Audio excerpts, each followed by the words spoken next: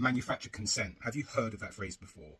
It was coined by an American journalist in 1922 called Walter Lippmann. And it's about how public opinion can be swayed and manipulated through media outlets, newspapers, movies, TV shows, and the government by perpetuating fear or constructing a narrative of truth that is anything but the truth, and convincing people enough that this untruth is truth, giving people a false sense of fear, giving people a false sense of hope, giving people the false perception that their voice counts and matters and causes influence for the government to take action, when really it's the government that have manufactured this, and we are giving consent for them to do something that ultimately restricts our freedoms, restricts our freedom of speech, our freedom of reach in our speech, gives the government more powers because we are asking for them to have more powers to protect us from the perpetual messages that they are giving us that are causing us fear, anxiety, uncertainty and doubt.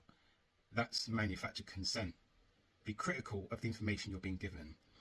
Make sure that you verify the things that are being said. Seek out other information. Look at other sources, resources. Understand how people can be and are manipulated. There's a lot of narratives around the 4-part series, Adolescence, at the moment, and there's a lot of debate going around about the protection of young men online. And I'm hearing it in the news today about how these young men need to be protected from being radicalized online.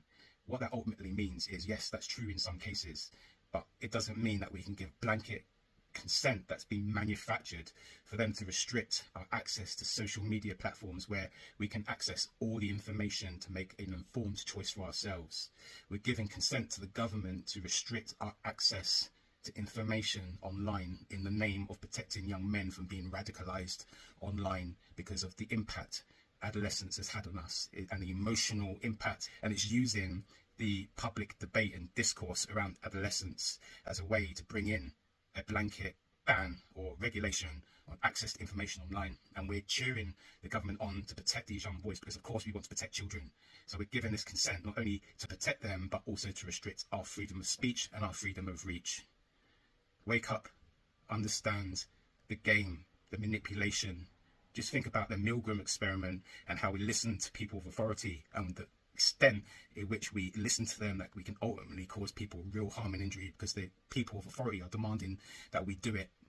So be independent, be awake, stay curious, be critical, don't trust, verify, seek out truth, different perspectives. We can protect our own children. We have the power to understand without demanding the government do something and everything for us. Don't let them manipulate our minds. Don't let them manipulate and restrict the consent that we give them to take away our own freedom.